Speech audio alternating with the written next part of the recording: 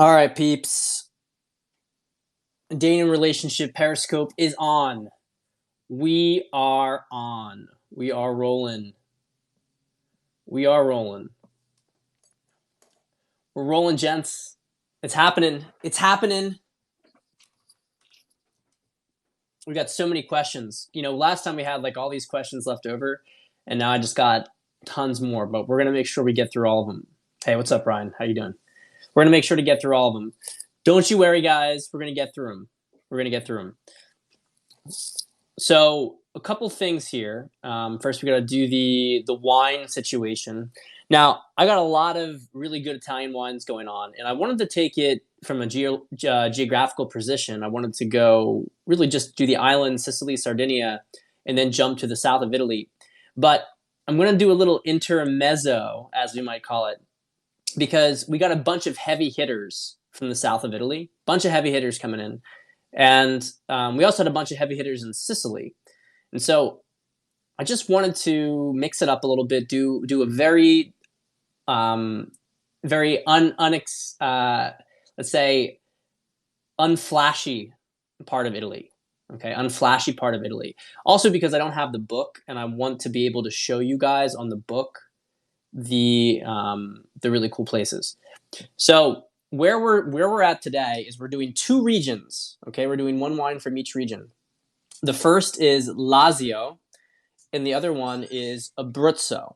Okay, now these two parts of Italy, Lazio is basically the province that Rome is in.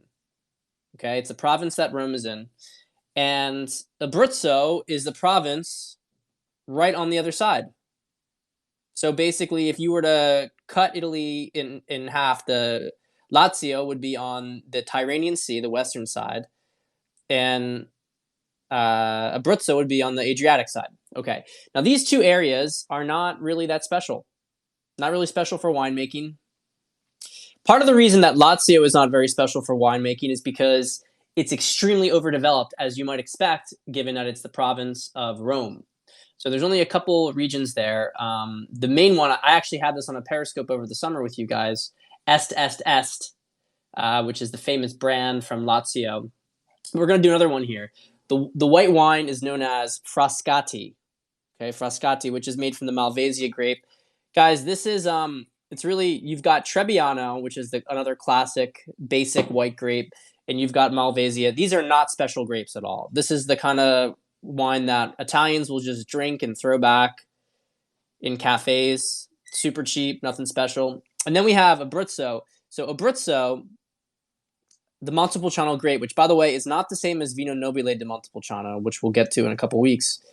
Abruzzo is really just a not spectacular area, very fertile ground, especially in the Chiari region, which is where most of the stuff is made. But also this region allows you to produce incredibly high yields. So remember what we talked about, right? High yields equal lower quality of wine, almost invariably. Because the higher the yields, the less flavor goes to the fruit. And so you get very basic wines. So Abruzzo, these are very basic red. You guys have seen it. I know you've seen it, Montepulciano di Abruzzo. It is a very, very basic, cheap Italian red. It's probably up there with the cheapest Italian reds you're going to get. Nothing wrong with that. They're good table wine. It's good table wine, but we're not doing anything flashy here. So let's try it out.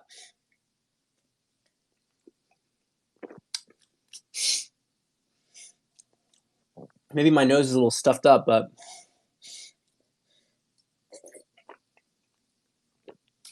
it is completely unremarkable.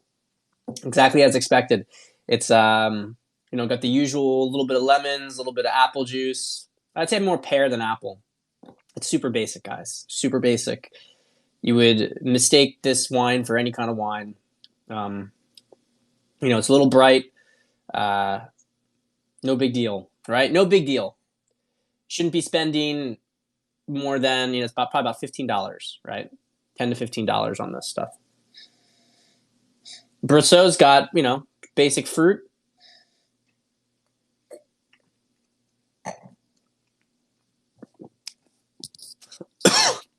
Went down the wrong fruit there.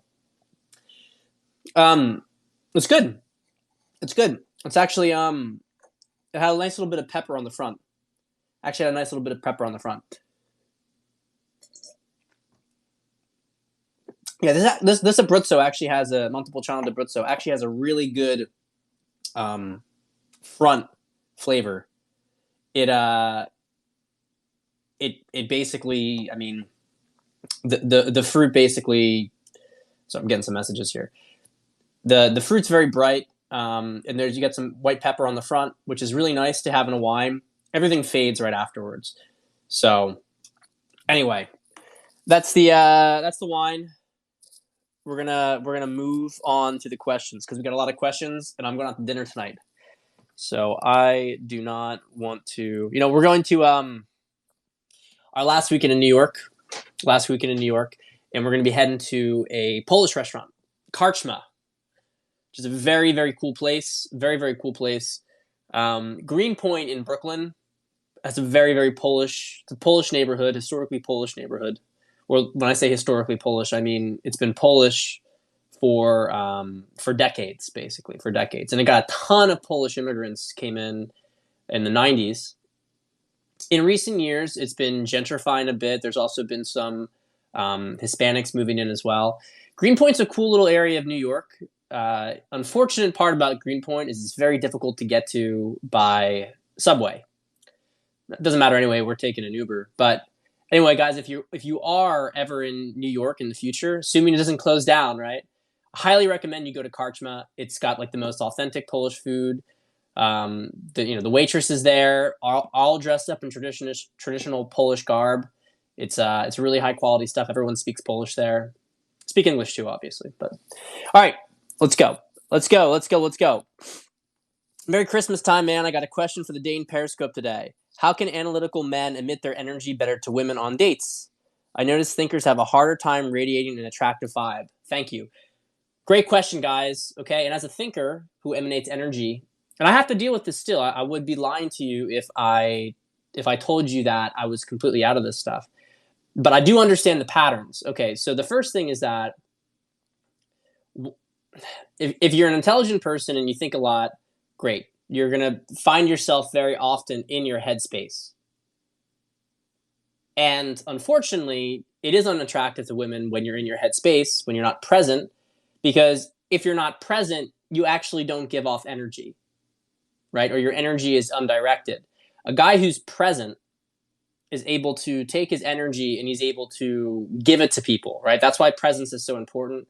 That's why everybody cares if you are able to maintain eye contact and you listen, because they feel then there's like an energetic connection there. When you're in your head, your energy is not being directed outward.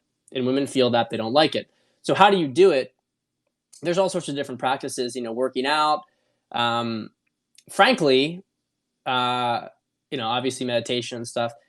I would say, though, that the biggest thing that you can do in the modern era to become more present is to get off of social, or to take more time off of social, to really segment it.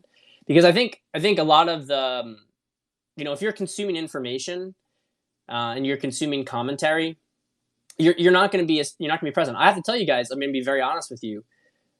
I have not been as present as I'd like, and some of this is understandable, but it's also it's something that I do need to. How do I put this? It is not as necessary. There's degrees of this stuff, right? There's degrees of this stuff. So there's a lot of things that I have on my plate. There's a lot of things on my mind, and I don't like it. I'm not as present as I wish I was, because I know when I'm present. My wife knows when I'm present. So as a thinker, you have to really check this stuff. I have seen a good friend of mine. His parents got divorced when we were growing up, and his father was remains a complete space cadet, just always in his head the entire time. I can tell you guys, you will never get a woman if you do that. So you have to do things that are going to bring you back to earth. And I'm going to go a little bit deeper here because it's important. People who are thinking a lot, thinking is usually an avoidance pattern. We developed it. Men in particular tend to develop this stuff as a way of dealing with anxiety when they were younger. They retreat into their heads. And so it becomes a pattern to deal with, to not deal with things in the real world as an adult.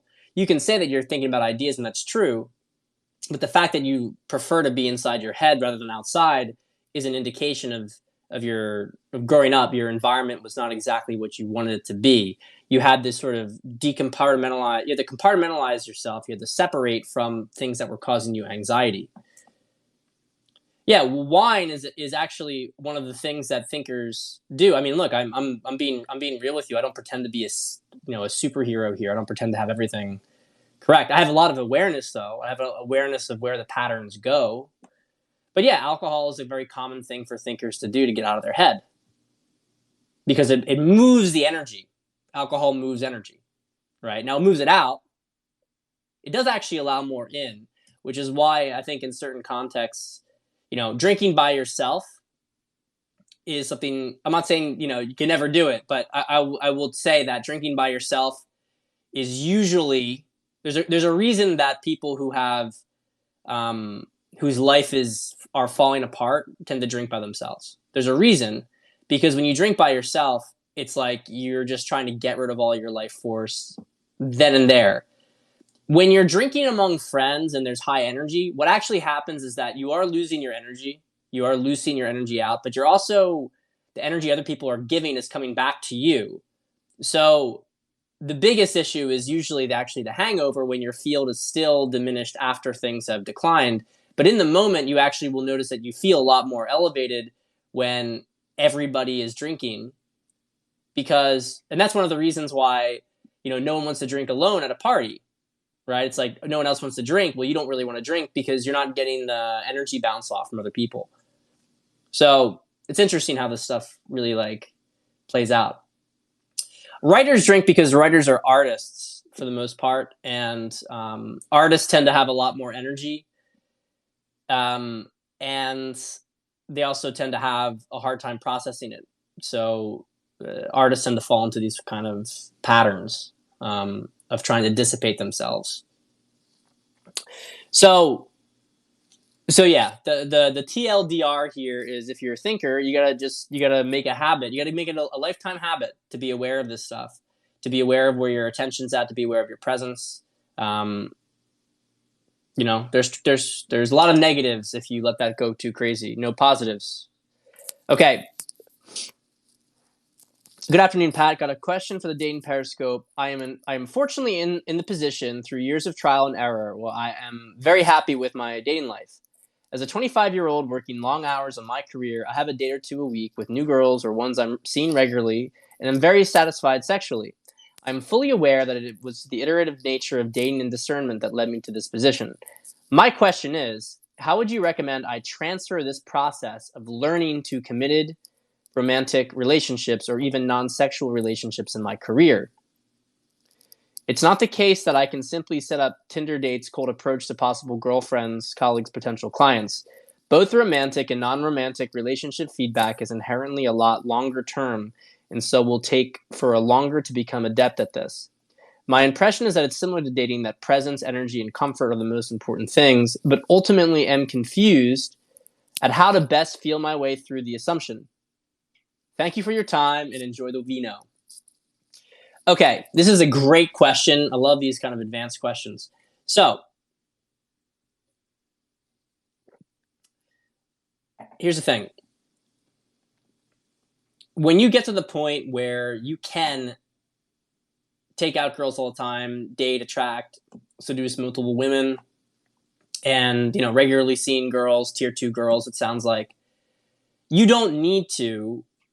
You will come to the independent conclusion that you don't gain that much ROI from continuing to do that pattern, right? So I'm all about context. I'm all about context, and it's why I'm very happy to teach guys how to pick up girls, how to hook up with girls. Trads don't always like this stuff, but I have to look at things in the context. I have to look at things in the context of people's lives. It's one thing for somebody who's been playing the field to go start to focus on a traditional relationship. It's also one thing for a guy who's never really cared about that to focus on that. But a guy who, very often a guy who has not experienced that because of the modern cultural influences, he needs to go through it in order to see it, in order to be actually able to be in a committed relationship. That's not like a moral position. It's just simply a fact.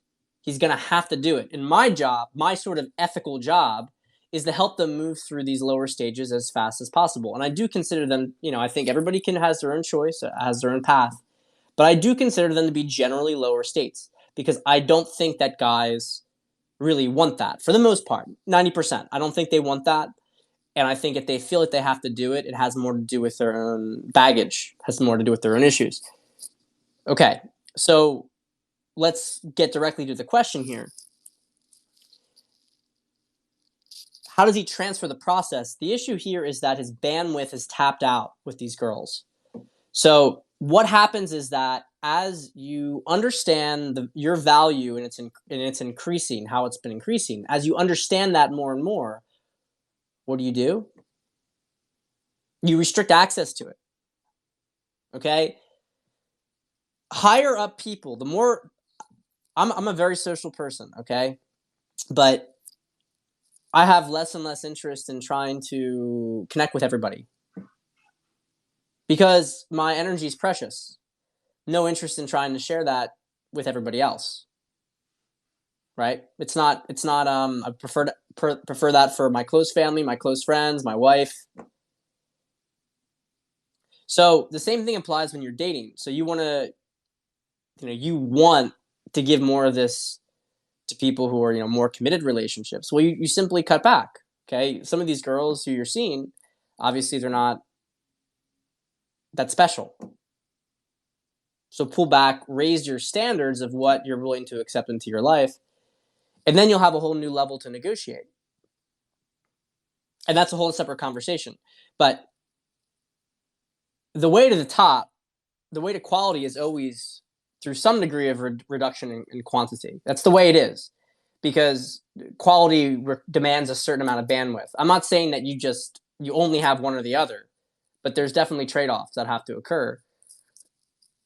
But the reality is that, would you rather have incredible sex with one beautiful woman you have like deep connection with in multiple levels, or would you rather, on the other extreme, sleep with a completely random person every night that you have no connection with? I think unless you're truly a broken individual, you're gonna prefer the former to the latter. Now, people will negotiate within those details about, okay, well, no, it's not going to be all those different girls. It'll be a couple maybe, and there'll be connection with it, and that's fine. Like I said, there's conversations here, but you have to always admit that you're not going to have soulmate connection with a new girl every night of the week. If you say that, you're a fucking idiot. There are people who might say that, but they're fucking idiots. That's a great way of putting it, Jackson. And you know what? I would personally love to have a very, very low quantity, very high quality vineyard. I would much prefer that. My coaching is low quantity, high quality. Right? Like, it's no disrespect to people who do this. I think there's multiple business models and there's multiple tiers of people you're trying to work with. But like, for instance, with my coaching, my biggest concern, and it's why I have new packages out and everything, and my biggest concern is always quality. Like, I only have a certain amount of bandwidth. I've faced that this last year. I only had a certain amount of bandwidth to be able to work with clients, because when you're doing like 25 hours of calls per week, it does like every call you're giving energy.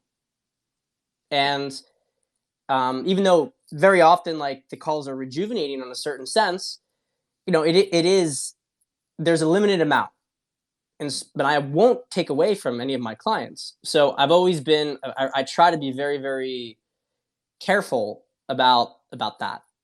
I don't want to overbook everything for myself. Now, the good news is that I'm been able to shift people faster and faster. So I should be able to get the same results with less time on my hands, to be able to work with more people. But anyway, the point here is yeah, it's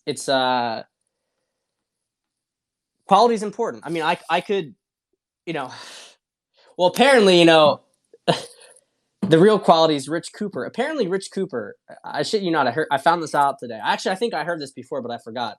Rich Cooper apparently charges $2,000 an hour. An hour. I genuinely wonder what goes on in that hour. I genuinely wonder what insights are given out. But look, no issue with high ticket. I consider myself high ticket, but I didn't think of it like that. And if frankly, if Rich Cooper is giving massive amounts of value, and he costs $2,000 an hour. If he's changing people's lives with that 1 hour, cool. I actually have not heard that. I've heard a little bit through the grapevine that some people were a little bit disappointed, but anyway, I don't know. I just don't know how, whatever. Anyway, whatever. All right. How legit is Rivelinos don't lean in thing? Uh-oh. Is Riv on here? Riv's probably not on here yet. How legit is it? How legit is Rivelinos don't lean in thing? All right, guys, I'll tell you. It's both legit and not legit.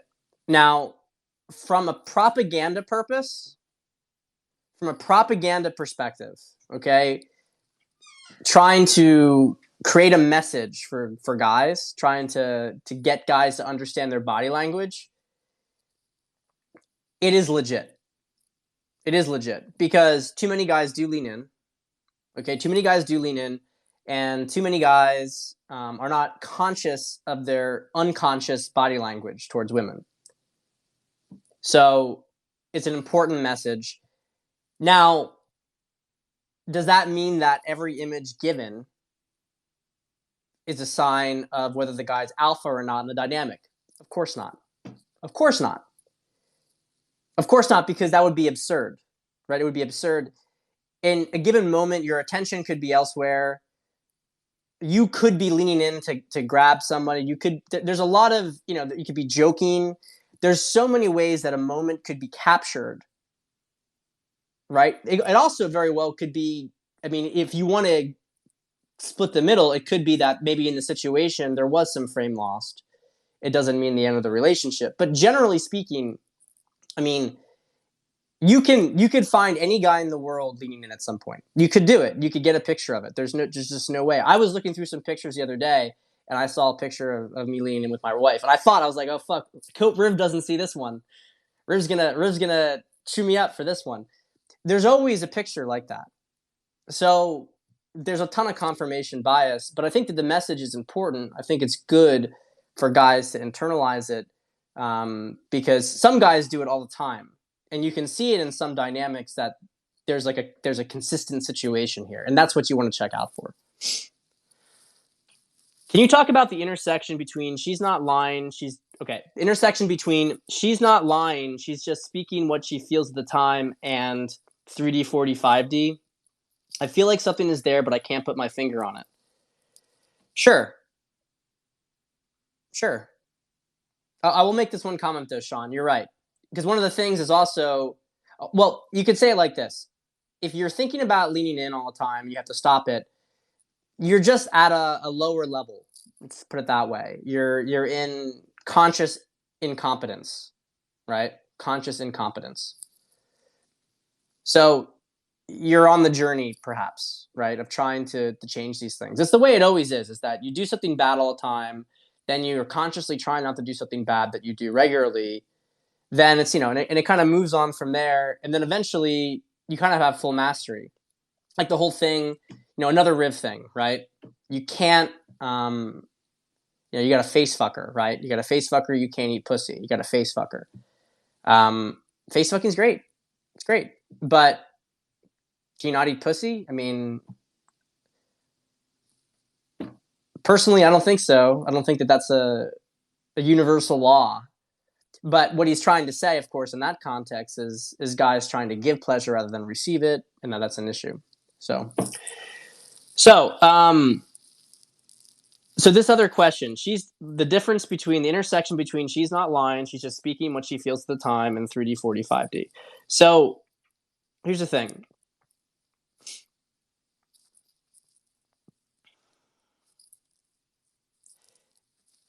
3D, 4D, 5D are states of consciousness. So one of the things that you can, and if you guys read my blog post, I highly recommend you do, because I'll be doing a lot of writing for sure after the electoral college and stuff. I'll be back into it. I hope even to be able to do it next week. There's a couple of other things I have to just get cleared up before I can really fully resume it.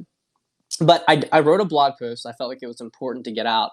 And I talked about 3D, 4D, 5D, right? 3D, predominantly biological. 4D, predominantly psychological. 5D, predominantly spiritual. Okay? And they're levels of consciousness. So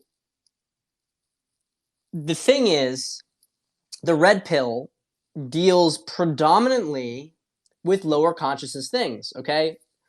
If you read prior blog posts by myself, right, the red pill biology and psychology, you talk about how the most red pill period you're going to get, the red pill is completely accurate if you're dealing with low consciousness women, and the time the red pill is most accurate in a lifestyle perspective is in high school and college.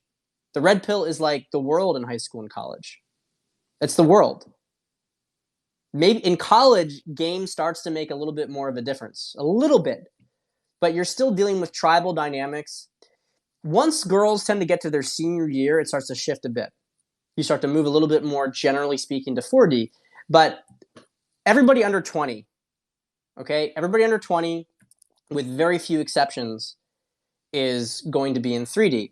And I can tell you that if you are a higher vibration person, okay, I might write about this, but I'll give you a teaser now. If you're a higher vibration person, you're likely not in 3D when you're growing up. You're likely in 4D or something like that. And those kids get bullied. They get bullied because they're at a different level of consciousness. They're weird, right? They don't operate in the same dynamics, and it sucks. But that's one of the reasons that there's a trope that those kids who maybe, get bullied or aren't the coolest kids growing up, as time goes on, they're more successful because they move up in consciousness. And if you stay in a 3D consciousness after high school, in college, like if you're a 3D high school, college, whatever, that's okay, but you have to move past it. If you don't, then you become a fucking loser. Like that weirdo from my high school who was stalking me, and no fucking idea who this guy is. But I mean, that's like, you get stuck in the past. You get stuck in this 3D dynamic that nobody gives a fuck about anymore. Small towns are some exceptions, and not to trash small towns, but look, I mean, small towns very often have a trapped kind of consciousness. They have a trapped consciousness. It's the crab bucket. You can't leave the small town. You can't go out. And what happens in high school, like all the friendships you had in high school are the friendships for the rest of your life. You marry a person from high school, you get divorced. It's all just the same fucking shit. You can't get out of it. So when a girl says she's not lying, she's just speaking what she feels at the time, well, with varying degrees here, I mean, if a woman's not aware of what she's saying, then she's lower consciousness. That's all it is. It's the same thing for a man. So you're definitely dealing with a woman who's lower on the consciousness spectrum. You're dealing with a woman who's on the lower part of the consciousness spectrum. Because a higher consciousness and more aware woman is going to know, okay, yeah, I feel this way because of this reason. She's going to be able to express it. She's going to be able to communicate it. Just like the same thing with a man. A lot of guys do the same shit. So anytime that there's no sort of clear understanding of why you're communicating or not communicating how you feel, you just, because women tend to do that, but men tend to do the whole, I'm not going to express anything. I'm not going to say anything at all. And that's 3D, 4D kind of stuff. Or they're going to get physically violent, right? That's lower consciousness behavior.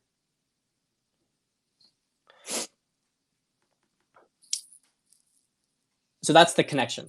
I won't go too detailed in it because it's not necessary. I think you get the point. Okay, next question.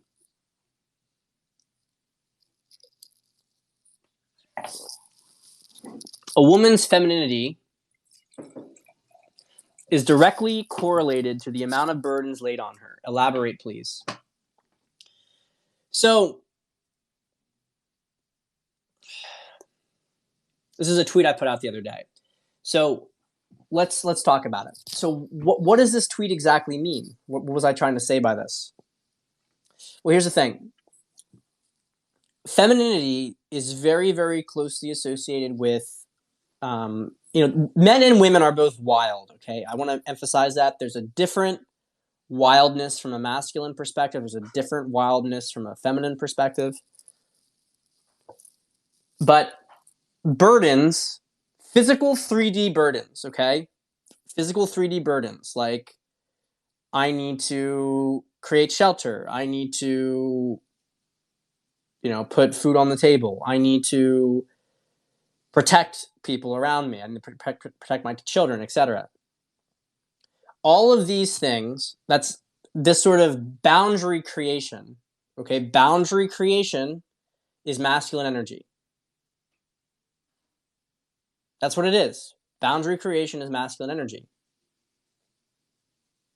So a woman, and we don't have to even get like esoteric about this.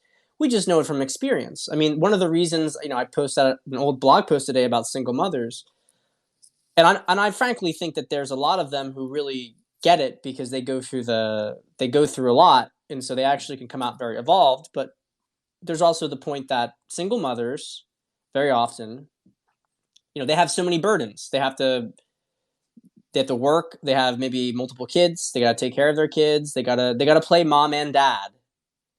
And the necessity of playing both of those roles kills off their feminine energy because they have to be worried about other things. Whereas the sort of feminine energy of, like, especially of, the kind that we really associate with, like, the youthful feminine energy, this is something that comes from protection, right? It comes from protection. I mean, historically, you'd have the woman was under her father, then she would get married, she'd be under her husband, whatever. And I do think that we need to, like, think, in a more evolved perspective about these things as time goes on. But from the perspective of feminine energy, you can see it very clearly that there's a lack of burden that exists with feminine energy. It's just pure play. It's pure ability to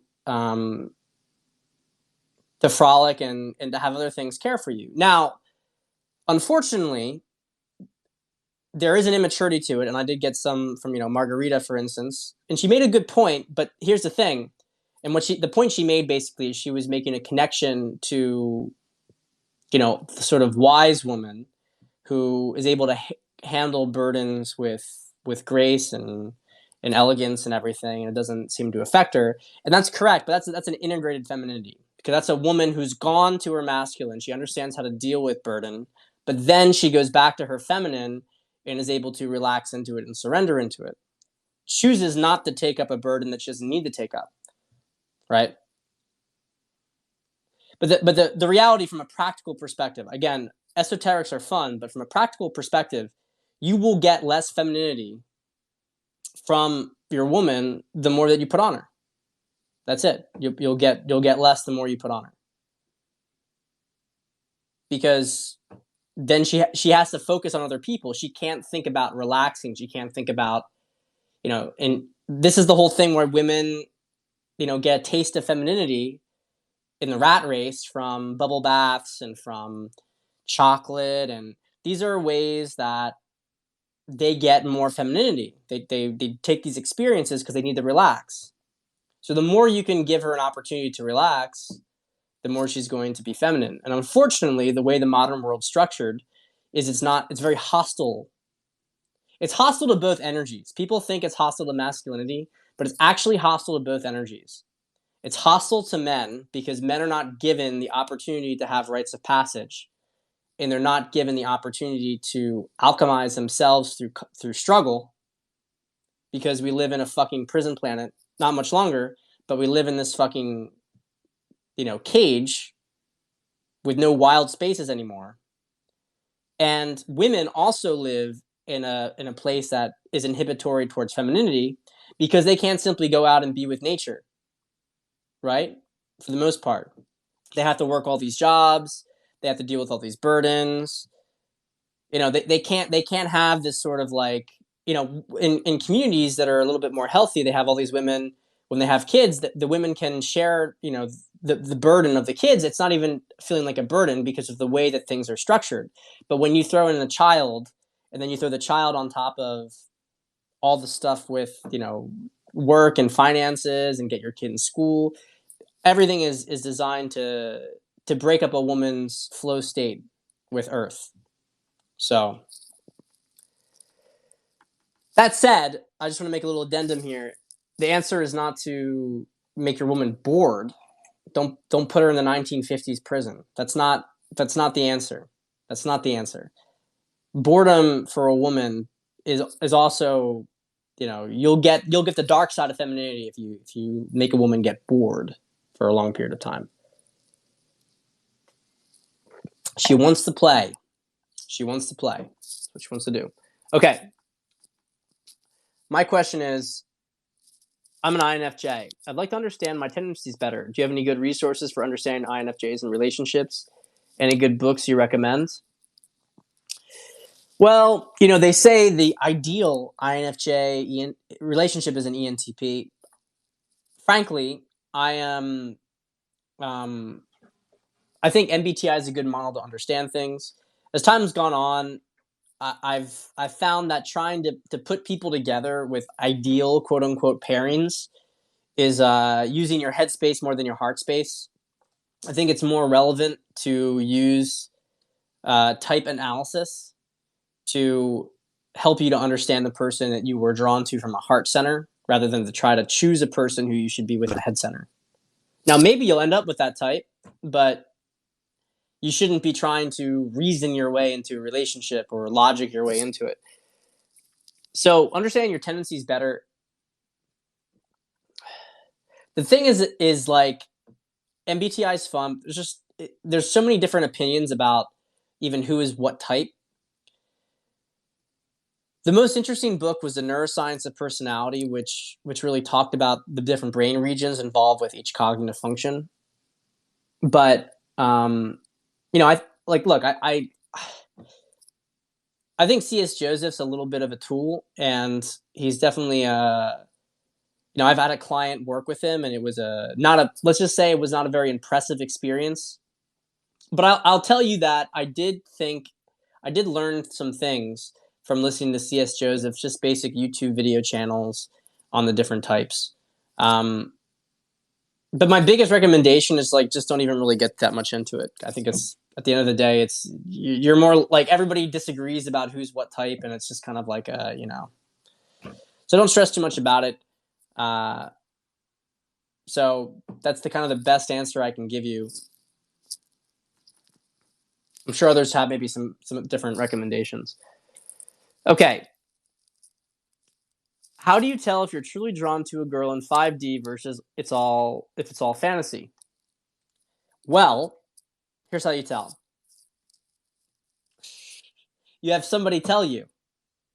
Somebody who's objective and who has a clear filter tell you. That's one way. The other thing is that you're not going to have a really clear idea. There is a way that you can, but generally you're not going to have a clear idea until you've done the work. That's the thing. Like if you haven't done the work, you have a very distorted filter, and you could think a girl who checks a couple boxes that you find to be preferable for a high level relationship because it's maybe a fantasy, right? You're going to be drawn to her for that, and you're going to want to be with her. That's just a super common thing that happens. Now, the biggest thing for you to, if you're going to actually be able to not only simply meet but attract a girl in 5D, you have to be in 5D yourself. Women are drawn to energy higher than them. So if you're in 5D as a guy, you can attract plenty of 4D girls. 3D girls, less so probably because you're too far removed. They might find you it might be too much. But you'll attract plenty of 4D girls. But if you're not in 5D, you're just not going to get 5D girls. So that's the first thing. The second thing here is that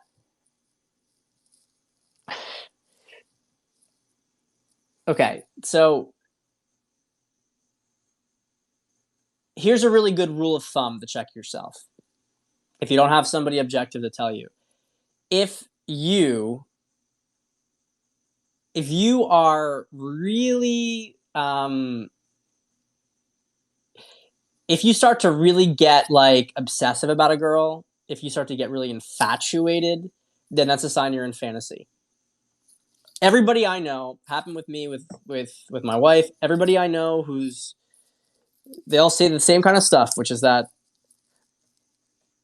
most of them knew that they were going to marry the girl they were with pretty early on, or they felt feelings of like, I could be with this girl pretty early on. But it's not this kind of like obsessiveness. It's just like a deeper knowing. It's like you want to be with them, you're attracted to them, you know, obviously you want to fuck them. But it's not this kind of like, person's going to complete me, this person's this. It's just kind of like easy and natural. So that's like more of a healthy 5D connection versus a fantasy projection. All right. I'm going to keep going through these. Man, you guys give me so many questions. It's amazing. I love it. Don't stop doing it. Don't stop doing it. We'll just have to do more periscopes if we have to do more periscopes. All right. Hey, Pat. Let me just check for a second.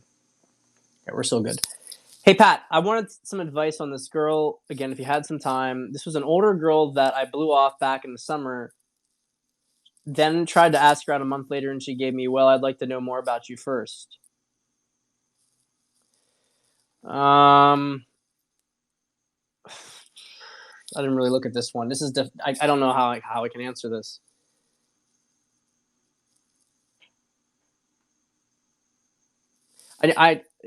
Whoever, if you're watching this, you got to give me more specific, because more advice, I don't know what that means in this context. You may have, but just I can't answer it right now. It's too confusing. All right, next one. I think your suggestion was for me to tell her that she could ask me 3 questions. Oh, this is the same guy. Okay, all right.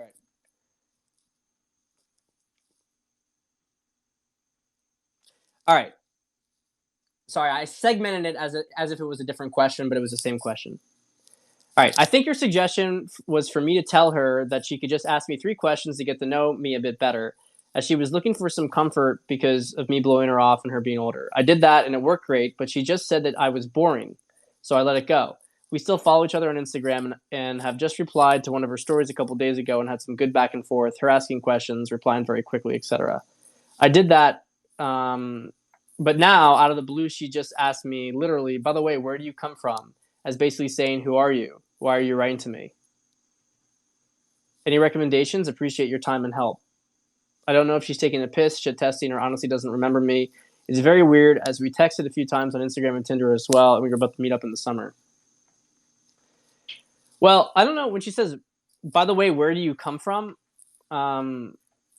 Maybe it's just the way that you wrote that, but that seems to me like she's actually asking you where you come from, like probably since you said taking a piss in the UK.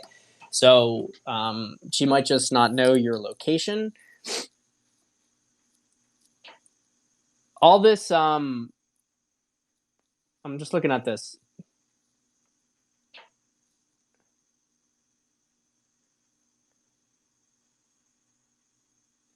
I think that you're getting too caught up in the game here. I think you're getting too caught up in the game here. I mean, she's definitely giving you, maybe she's giving you some shit tests, but you're overanalyzing everything that she's doing. I would just be very casual with her. Be very, very casual with her. And don't doubt yourself. Don't doubt yourself. Oh, she doesn't remember you or anything like that. Throw a few more eggs in there. But it just doesn't really. I don't know. It's kind of a. It just seems to me like it's very involved in some stupid games. So I also have the bigger question of why it matters so much.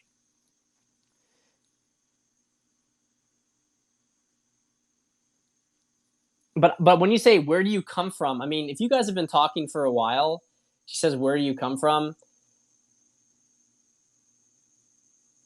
It's kind of like you guys must be like she might be trying to find out I don't know where you guys live. If you had plans to hang out, I don't know. I have to be honest. It's a little bit.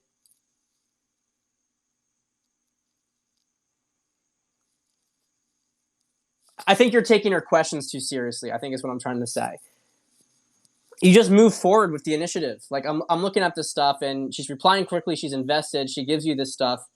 Like you don't have to answer directly if it's a shit test. If it's genuinely asking where you come from, you can just say the area. You just go forward, try to set shit up.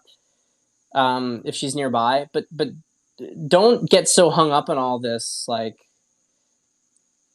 back and forth things. Also, she's an older woman. You can tease her about being an older woman. That always works like a charm as an egg. They both love that and hate it at the same time. So that's what I'd say.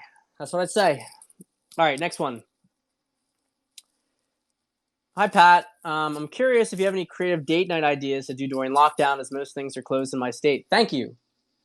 Well, it is Christmas time. And so I'm not sure about botanical gardens. A lot of states have botanical gardens. But Christmas villages, those kind of things, very nice. Very good stuff to take advantage of this time of year. The state matters, obviously, because you're not going to get that as much in Florida. But if you're in Michigan, then you're going to have a little bit of a winter wonderland situation on your hands. But I would say things outside. I would say things outside are nice. You got to bundle up a little bit, but they're nice. I do think that, a walk, maybe you bring a little bit of eggnog or something. These things are underrated. They're underrated. They can be really magical experiences. Like I remember very clearly my first real first date with my wife. We got coffee at Starbucks, and then we walked around Warsaw, and it was just incredible. Just a nice little walk can be really great. Now I think Trump rallies are great to meet people these days. Trump rallies are great to meet people. If obviously, I'm assuming Trump supporters here, or not anti-Trump supporters, but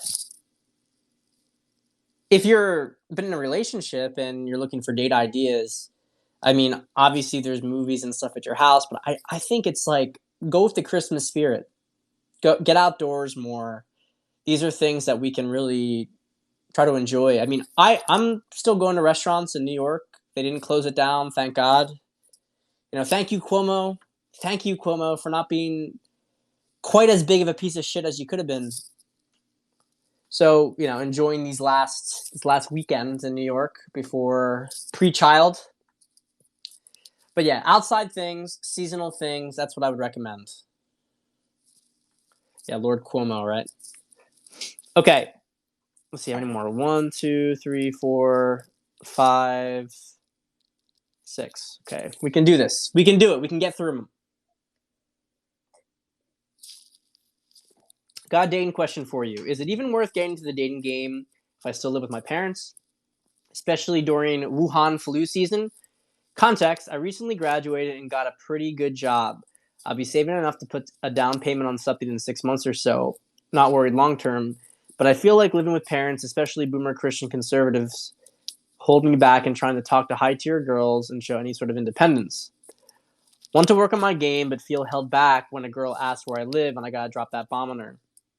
Am I overthinking it, aka living with parents? Is it actually crippling my game that much?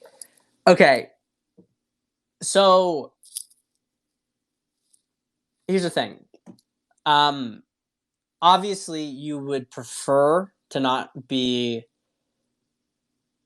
at your parents, especially if they're conservative. You want to bring a girl back. That's always a problem. I got to say this, though. It's very important. Most people are back with their parents right now.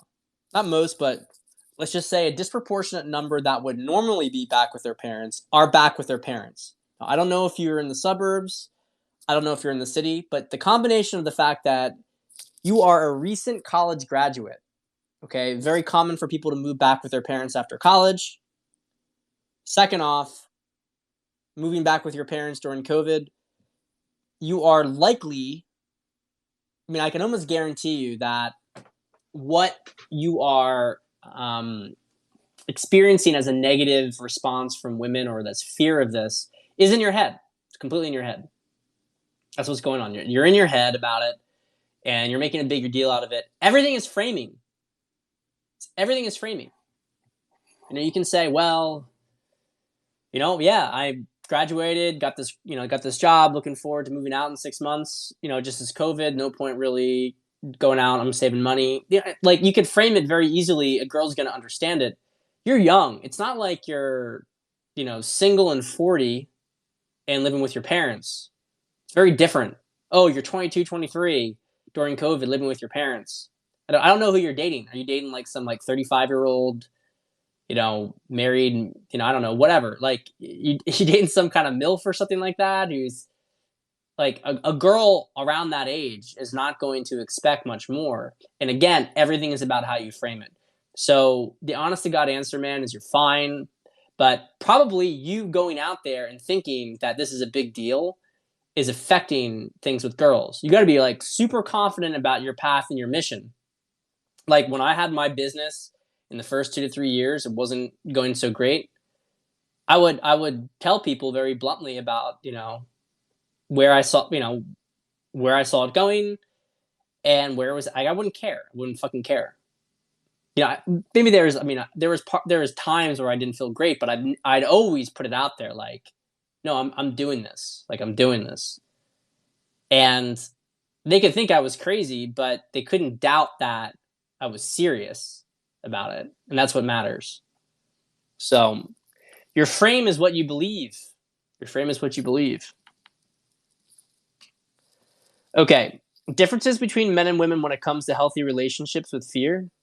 Can a woman ever be as fearless as death and tragedy as men can be? Do they feel it differently in any way? Yeah, they do approach it differently. Now, I don't want to. There's different virtues per energy. But I do have to say that women who are maybe more integrated will get it more. But the thing is, an integrated woman is going to get it that a man has this. They're going to understand what a man demands. Okay? They're not going to. How do I put this? They're going to understand what a man needs, but they're not going to get to the point of, how do I put it? Like doing this stuff themselves, becoming like men. So the reality here is that no, they're not going to go into that place. They're not going to shift into that place. They're not going to do it. Because a man's sort of energetic direction is different than a woman's. But a high level woman will understand and respect and frankly demand a man follow his own energetic mission. Just like a high level man will demand the same as a woman. Right? They'll demand the same as a woman. So they can be fearless of death, but they're not going to be like, I want to go into combat. For a woman, it's more, they stop being afraid of love.